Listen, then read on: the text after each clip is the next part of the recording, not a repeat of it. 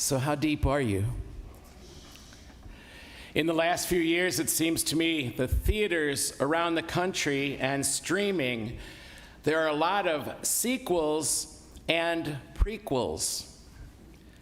When the film Top Gun came out as a sequel recently, I had to go back and watch the original Top Gun to make sure, that was over 15 years ago, I believe, to make sure I didn't miss anything. This homily is a sequel. It's a sequel to the homily Deacon Phil gave last Sunday. No, it's not a correction.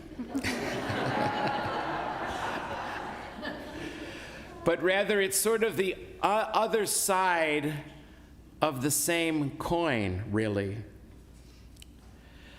The levels of the meaning of these sacred texts continue to blow me away. They are just so rich. That's why the Bible never gets boring. When I pick up a text to prepare a homily, I see the text and I say to myself, oh my God, there's nothing new under the sun. What am I going to say? And then it never fails that there's not something new under this sun. And every single time I'm wrong to think like that because there's so much to this text, this scripture. It just never gets old. And if I take the time to do my work and I get under the words of this text and all these texts really, they're beyond rich. Really, they're beyond rich. Two sides of the same coin. Deacon Phil talked last Sunday about the social context, the social side of a text very similar to this. They're back to back in Luke's gospel, and they're two sides of the same coin, really, when it comes to life, our lives. He talked about the social side, and his question was, are you inclusive or are you exclusive?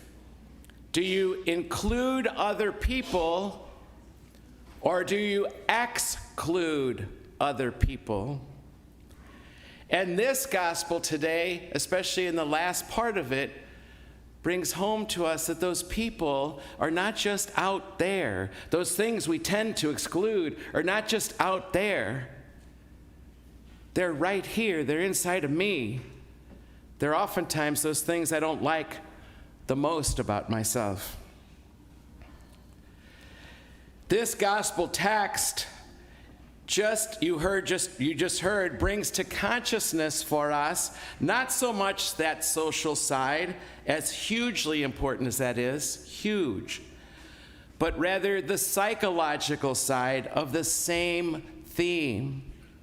That gospel question he posed last week could become for us this morning: are you inclusive of those parts of you don't like, you tend to shun and reject, or are you inclusive of all of that inside of you? Do you exclude those things or do you include them in who you are, in your consciousness about your very self?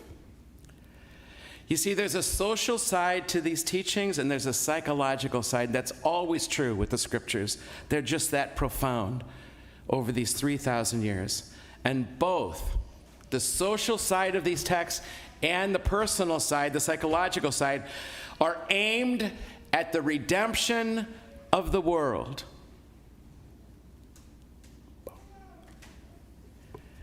You see, the ethics of the kingdom of God that Jesus came not only to initiate, but to teach us about, is also an ethic of consciousness. To achieve the kingdom, to achieve this new order of things in the world, this reign of God, nothing that belongs to us must be denied consciousness, must be denied a conscious recognition and acceptance. All of it, without exception, as a genuine part of us. Even what I abhor is a part of me, and it can no longer be denied, or we will not experience what it ever means to be redeemed, to be whole, to be total. A genuine part of our totality it is, to include every part of myself. Everything about us must be brought to conscious recognition. We must seek to become more conscious of everything about ourselves, just like Deacon Phil said last Sunday when he helped us be conscious of the parts of society, other people, the culture that we deny, that we push away, that we refuse to look at and pass over. The movement now is towards synthesis, out there and in here. This is the wisdom of the Christ. It's about synthesis, the union of our personality at its deepest. Necessarily, parts of ourselves long overlooked, long banished to the darkness of our inner self, will come to the surface. They're going to come up one way or the other. If not now in our lives, when we turn 70, you who share my age group, they'll come up one way or another. If we don't deal with it, it'll deal with us. It's in us, it's there, we try to avoid it, but in the end, we can't, and that's a good thing. What once was lost in us is now found. And this will be an event for us of supreme importance. And if we don't do this work now, my friends tell me who are my age, if we don't do this work now, in the 60s and the 70s, things in us we try to avoid, we try to distract ourselves from, we try to cut off from our consciousness or even our lives, will begin to bubble up. In the scriptures, they bubble up as earthquakes and fires. They bubble up as tornadoes and meteors, and all images that say really that it's time to work on this, Gary. Pay attention. It's time to work on this in yourself.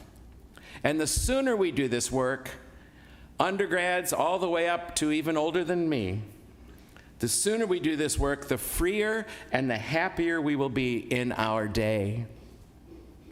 You and I need to embrace what we push away in the culture and in society, in our outer world, as Phil could have not said any better. But we also need to therefore embrace the same in ourselves. That in us that we push away, in our inner world. Our inner leper, our inner houseless person, our inner, all those things that were mentioned in that gospel you just heard. As the old adage puts it, what we hate in another, we hate in ourselves. And that's just true. And until we embrace it in ourselves, until we embrace it in ourselves, we will not be free to embrace it in the other. That's true too. Take note, my friends. The process of the establishment of the reign of God, this new order of things, this kingdom, is the life of any of us, and it involves the inclusion of up until now was unrecognized, unknown, and denied. Where's my next page? Hang on one more second. Here it is. I changed papers. This is not a pleasant experience. It's not fun to do this work. We think we're deeper than we are sometimes because we're not willing to admit that we're just really even more than afraid to look at these things. I think we're even more lazy, frankly, to do this work. Since much of what must be included appears at first to us to be objectionable, inferior, unwanted, maybe even devilish. I grew up in a family where jealousy was never acceptable. It was an emotion we could not have. It was not permitted. We would get yelled at. It was even avoided by doing things like dressing us alike and giving us the same Christmas presents so we would never get jealous. I know. That's what I said to my mom. Why is he getting a transistor radio when he's only 12 or 13 and I'm 16 and I'm getting my first transistor radio? I never understood all that. Because I was jealous, and I could never admit it because it was not okay. It was the one emotion I'm aware of in my family that was unacceptable. So I had to learn what to do with that because it was oozing out in all kinds of different ways over my years. Why does he have hair?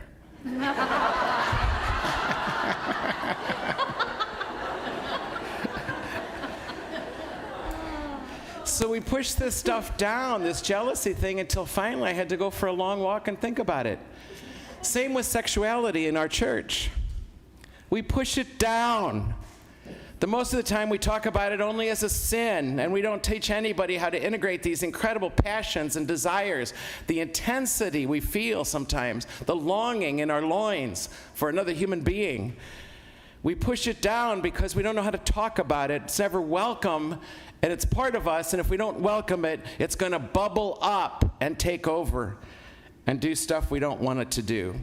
This happens all the time on a million different levels, just like what Phil was saying. We push these things away, and then things break down. Without those lost aspects of ourselves, the perfection, the wholeness of the kingdom cannot be established, for those things constitute our unredeemed humanity. That must now be found. That which was lost has got to be found. It is inevitable that growing up and into consciousness as redeemed and free persons, these potential parts of us were never developed. It's time. It's time. When we were young, our identity, our gifts, our talents, we developed them so we would succeed. And that's all right and good. But we must be in awareness, we must be conscious that there are other parts of ourselves that we haven't even begun to accept and integrate, that are bubbling up and causing great pain in the people we love the most in the world, causing great pain in the people we love most in the world. We need to accept and integrate what we've never allowed to be part of us so that we can be whole and total. The other side, if you will. We have as yet an unlived life, you and I. We have an unlived life. For the kingdom to be realized, we must get out into life all these things in us that are real. Hopefully, it won't hurt people too bad when they start to bubble up in us and out of us. We don't want to hurt anybody, but when we do, it's one of the first clues that there's something here to look at. Something I've pushed down for too long, maybe even 70 years of my life. That unlived life does something for us. And if we don't deal with it, it seizes the initiative. It's going to get out one way or another and make a great bid for freedom. Gary, a bid for freedom. And when it does, there will be a turbulence in us. We'll experience it as turbulence in our personhood, and it will be that in us leading the revolt to be free. And that turbulence, as I said, and sad to say, but it's true, will be noticed by our dearest friends, our husbands and wives, our moms and dads, who might even be scared by these changes in us. And so is it that a lot of that turbulence in our outer world now, so all this stuff you're seeing in society outside of us, politics, economics, environment, all this turbulence that we complain about all the time, all this turbulence is something crying out in us for attention, saying, I need to be free. You're not dealing with what's underneath of this. There's a whole cancer in each of us that we've never attended to. The result is collectively of these forces from which we are only dimly aware. This social upheaval in our country, but actually in our whole world right now, taking place is because parts of us parts of our human nature have never been dealt with. And they're seeking to break out. And it's time for us to pay attention, to not be lazy about it or scared, but to pay attention. There are parts of our worlds clamoring from within for the inclusion that has been up until now rejected and denied. Christianity is focused too much on evangelizing the other than us, those unchristians or whatever, those people out there who are lost. Lost, we assume, because they have never been Christianized. But for sure, sharing the good news of the world, that's an imperative, both and. But this text is calling us to the same thing a little bit different. The reference is also internal. There are parts of myself that need to be evangelized, Christianized, that I need to begin with first before I start doing it out there. I need to seek out and save all those parts of myself, and so do you, parts of your personality, wherever they exist, and that are time to look at, so that what was lost might be found. What was lost to our consciousness might come into awareness. The act of redemption is not only outer and social, it's also inner and psychological. All parts of me, without exception. And again, as Phil said last Sunday, all parts of our world, all peoples, no exceptions. One parable after another, Jesus says this. One after another, and it's time we get it. The necessity of including the inferior in myself that I'd rather not look at. I got to tell you, one of the things about confession, I'm somebody who goes to confession, I'm somebody who hears confession. Confession, the genius of confession is that we have to name this stuff to somebody else. It's genius. It makes us grab hold of the shadow in us, this darkness, not to banish it, but to integrate it into who we are so that we can go forward.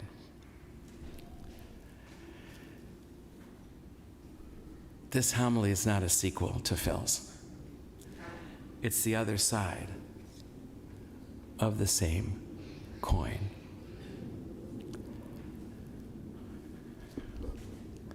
Like his, I hope. Challenging. Indeed.